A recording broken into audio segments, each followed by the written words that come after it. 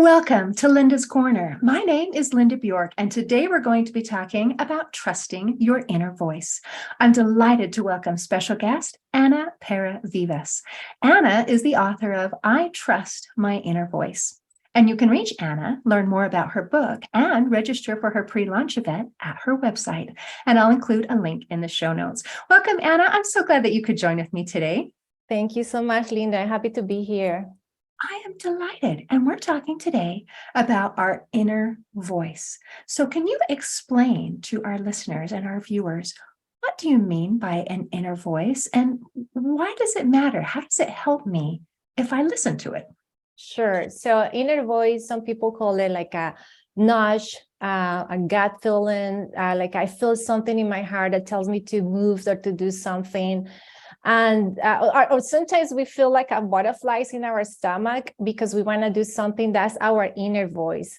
And actually that voice, that's how I call it, it comes from divine spirit. You can call it infinity intelligence, the source, or universe, or God. But that is God or the universe telling us our steps, the things that we have to do to follow our goals and our dreams. And anytime that we don't follow, or at least for me, when I don't follow the inner voice, I make mistakes. So the book is about strengthening that, like how you really trust your inner voice, because a lot of people don't. And the book teaches how to trust it. That is wonderful. And I love that you mentioned there are all these different names that we can give this same thing. And I've heard people call it their gut instinct. And I've had business consultants say, when they interview business people and say what worked and what didn't, it always comes back to whether or not I listened to that gut feeling, to that inner voice. And I love that you bring a spiritual element and say, it really is divine. So how do we, if I'm not used to listening to it, maybe I don't even recognize, do I have an inner voice, or is that only for special people like Ana? I mean, how do I know that that's what I'm listening to and not just that I'm talking in my head? So that's what the book about is, basically recognizing that, and in the end is how you feel. If you feel anxious or under stress, or it is because it's not your inner voice, that is probably coming from your ego or from fear. But if you feel relaxed, it is because your inner voice. So the book teaches 3 steps on how you can start recognizing that inner voice and start really pay attention and listening to it. And the 3 steps are, the first one is block any negative information. Start listening to positive information like you show, because it's wonderful. And the second step is really following your inner voice. And the third step is implement healthy mental habits. I call healthy mental habits because it is all in your mind. It's all in our minds. These steps were something that I discovered after a lot of trial and error, because I really wanted to recognize that inner voice, because I knew that if I listened to it, I could manifest, so I could accomplish things better and faster. And those steps are in the book, and they are simple to follow, and it's just a way for you to recognize that inner voice and manifest in a faster way. Isn't that interesting? When you said the first step is really about blocking out the negativity. So let's talk. And there was another thing that you said that I really loved, and that is that you can tell what the source is by how you feel. And there are so many people right now who feel stressed, who feel overwhelmed, who feel fearful. And what you're suggesting is, if that is the way you're feeling, that's a really good indicator that you are not listening to your inner voice. But if we want to experience peace, if we want to experience those good feelings, then this is how we can have those good feelings. And I think if that was the only income thing that we got from doing this, that would be enough. Because to feel at peace is beautiful. It is priceless. So I love what this can do. That is fantastic. So now, forgive me, I'm kind of bouncing around a little. You had a lot of good things to say. So now let's go back to that negative thoughts. So where do positive and negative thoughts come from? Can you help us? Because some people say, well, my brain is full of negative thoughts. They just go around and around and around. In fact, if I hold still, it just fills up with negative thoughts. So some people don't want to hold still. So where do they come from? So I'm going to answer your question, but I wanted to point out to something you said about feeling in peace. And that is very important, because when we feel in peace, when we feel positive and with a good attitude, we're going to attract the same. But if we are feeling under stress, under anxiety, we're going to attract more things to feel anxiety, to feel stressed. And that is why it's so important. So usually people feel or think, and that was me, because the book is about my journey to where I am right now, that I attracted, or I am finally living a balanced life. And I thought that I didn't have any control on my thoughts. I thought that I was, a result of the environment and culture, or the environment that I grew up with, but it's not true, because I was listening and reading negative information daily, and I didn't even notice that. I thought that was normal because everybody did it. I remember when I was a child, my mom turned off the TV and she put news every day, all day long. Well, I grew up in Colombia when times were very negative. So imagine all the negative things that I just heard every single day. So even though I wasn't aware that was really putting in my mind negative information and fear and more fear on top of the fear, well, I did the same when I got here to the States. So the first thing, if you really want to control your thoughts and you really want to be in peace and have positive ideas, is to fill your mind with positive ideas. And that is reading and hearing positive information. So news, social media.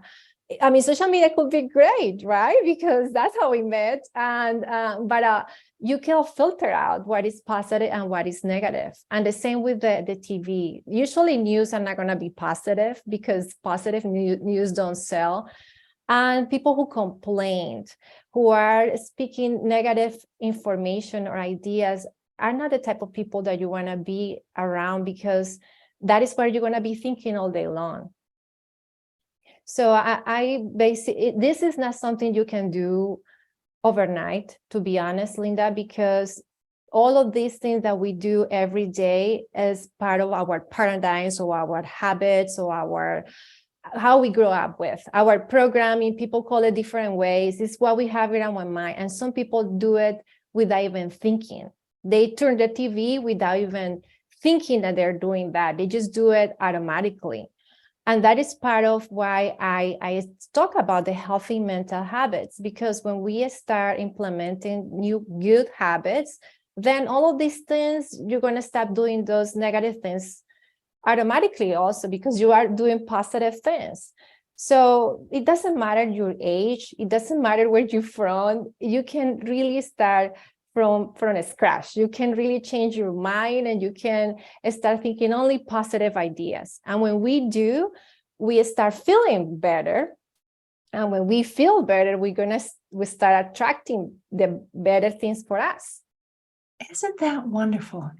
And as you're explaining different things, I'm thinking in my mind a couple of words that stood out to me. And one is normal. Just what is normal? This is normal. This is what I do. And another word you used was automatic, and how we do things automatically. And so I love the idea of paying attention and becoming aware of what you think normal is and what you do automatically. And that becoming self-aware is so helpful, because for a lot of people, that is normal. And like you said, the news is negative, and how normal is it to do what everyone else is doing? But isn't it interesting that we can choose and say, this is not helping me be happy. This is not helping me feel like I'm safe. This is not helping me feel like I can succeed and do great things with my life. And so maybe it's time to take a look at these things. And I love that you brought up automatic. This is one of the things that is fascinating to me. I learned that our brains, that are 95% of brain activity is unconscious. And unconscious includes a lot of different things. Like, I don't think about breathing. I don't think about swallowing. I don't think about things like that. But it also includes our habits and these things that we do automatically without even thinking about it. And so how wonderful it is that we can change those. We can change what comes natural. Now, when we're thinking of positive things and negative things, it's really easy to go to negative because it seems to be a little bit stronger. Can you tell us a little bit about why? Why do we tend to just sort of gravitate to negative things when there's so many positive things we can look at? Because we're humans. and it is interesting that you mentioned that, because I had two children. One is 7 and the other one is 4. And they are growing up in this environment of having a mom focusing on positive ideas, positive information, an author. And they still, even though I try to guide them, like every day before going to sleep, I ask them, what are the 3 things you're grateful for today? And they are, I don't know. And it's like so hard for them to focus on the negative, and then on the positive. And then they start looking at the negative things that happen during the day. And I say, I'm not asking for the negative things. I'm just asking for the things that you're grateful for. So I concluded that for humans, that's the challenge. And that's part of what it makes us great. And that is part of the growing, how we're going to grow spiritually, because we had to fight those negative ideas or those negative information. And because of that, we had to really fill our minds and our environment with positive information as much as we can.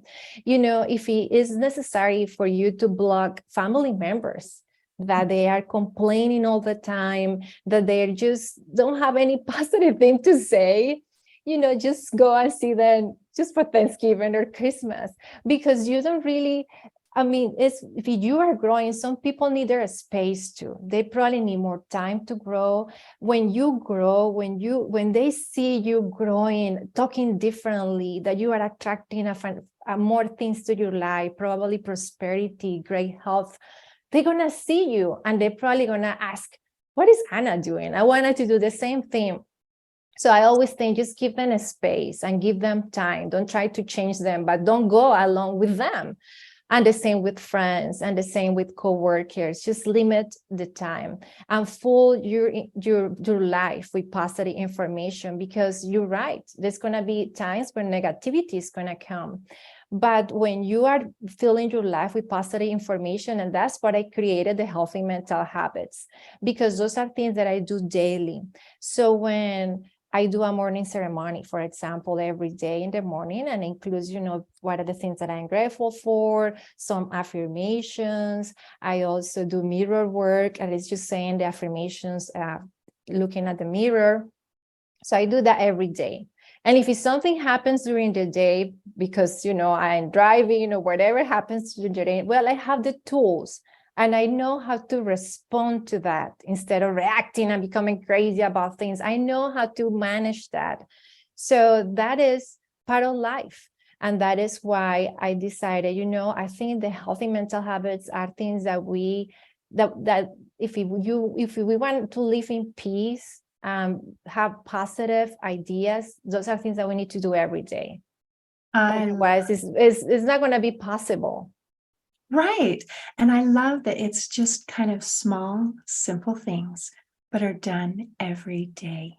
And that's really what makes a change. It's kind of like exercising our muscles. We're kind of exercising our positivity and changing things around. And I love that you're working with your kids and helping to train them early to look for the good, because it makes such a difference. And you've probably studied gratitude and what it can do for our minds. And it just excites me so much that it helps us to be happier. It helps us to be more successful. It helps with depression. It helps with stress. It helps with all of these different things. And I love that there's so much research behind it that says, wow, when we are grateful, this is what it does for us. It helps us to be able to act more than just reacting. It helps us to be able to improve the neuroplasticity of our brain so that we can heal and that we can learn and that we can be resilient. Because, like you mentioned, bad things still happen even when you're trying to improve. And so it can help us to move forward. I have a friend who put it this way. He said, whatever message we put out into the universe will respond.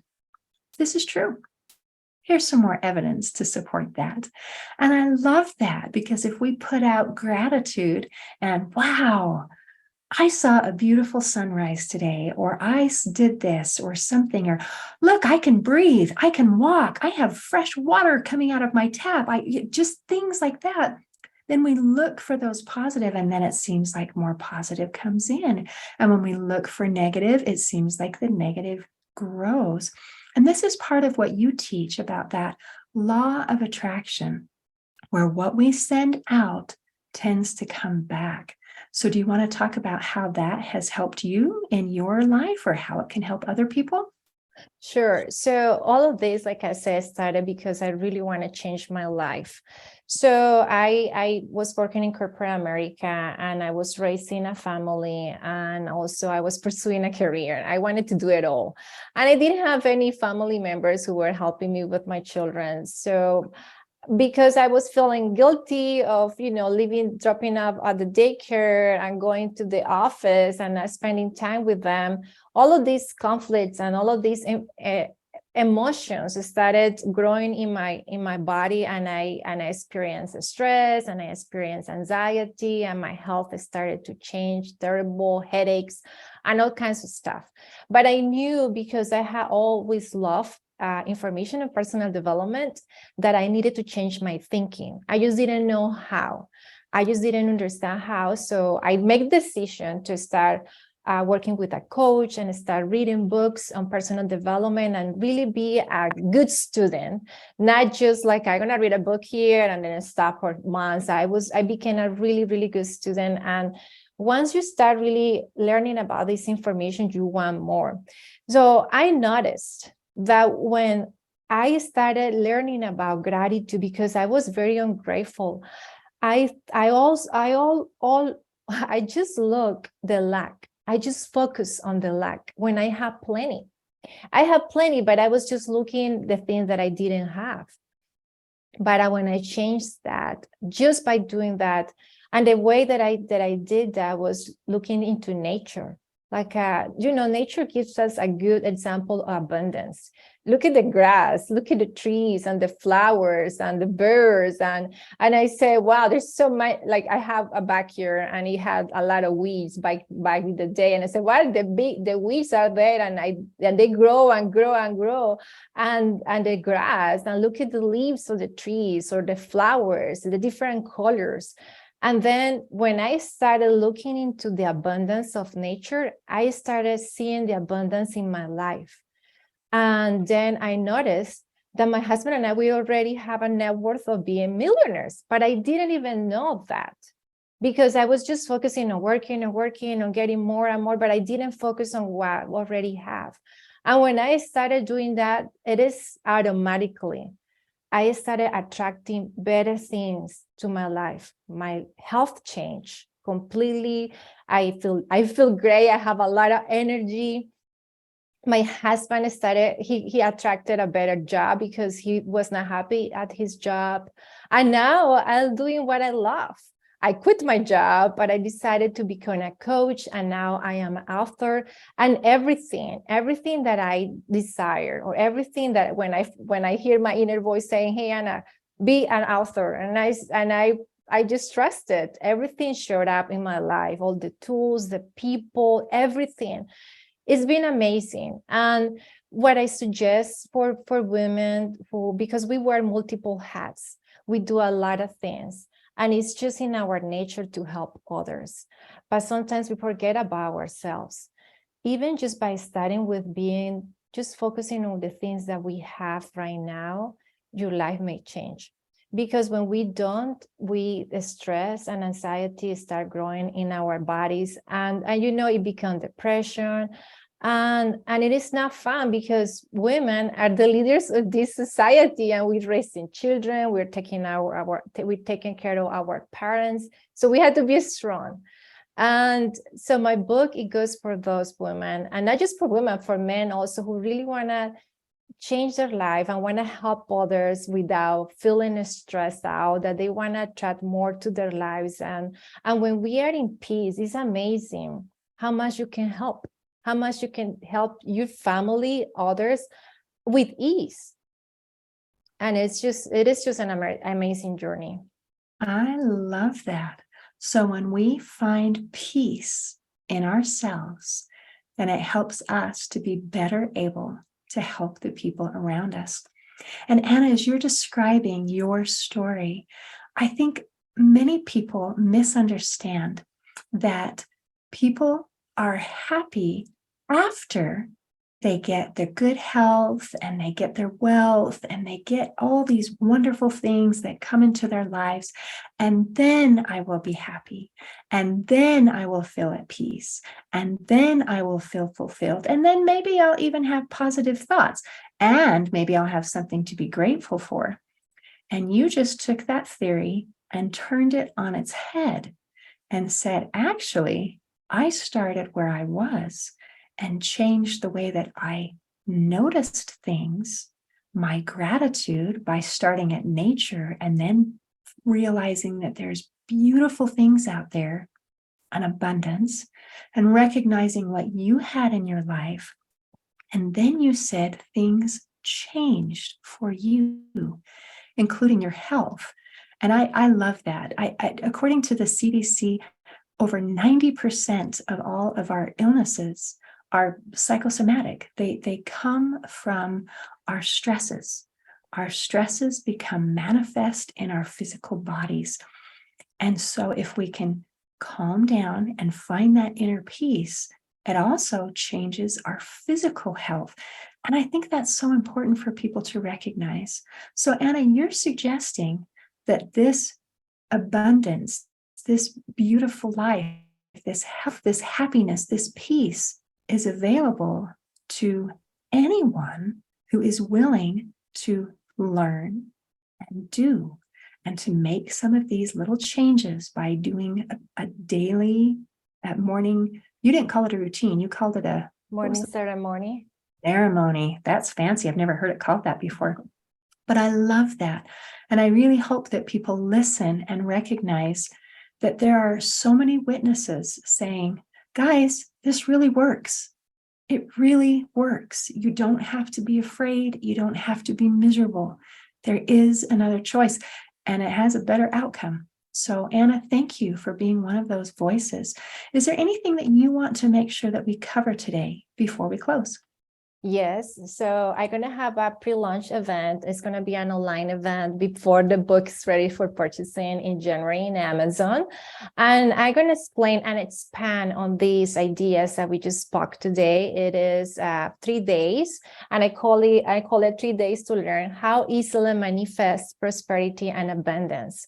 And I'm going to cover what is possible for you, your right to prosperity, habits to manifest daily, and how you can fit, the healthy mental habits in your busy life, because that is one of the things that people say, I'm just too busy to do another stuff. But I'm going to tell you, no, you're not. You can do this, and I will show you exactly how you can implement these things in your life. So you can go right now to www.itrustmyinnervoice.com. www.itrustmyinnervoice.com and register to the Prelaunch event. Oh, that's fantastic. Thank you for sharing. And thank you for visiting with me today. Thank you so much, Linda. That was lovely. It was. In closing, I'd like to share a quote by Mahatma Gandhi. He said, "Everyone who wills can hear the inner voice.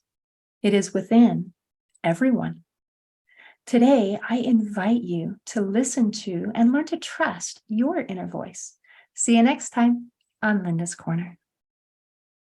Thanks for listening. If you enjoyed this episode of Linda's Corner, please share and subscribe to help us reach new listeners. I also invite you to check out my nonprofit, Hope for Healing, at the website hopeforhealingfoundation.org for free ebooks and other free resources to help increase happiness, build confidence and self-esteem, strengthen relationships, manage stress, and calm feelings of depression and anxiety. I also invite you to grab a copy of one of my books, like Crushed, A Journey Through Depression, or Amazon bestseller, You Got This, an action plan to calm fear, anxiety, worry, and stress. See you next time on Linda's Corner.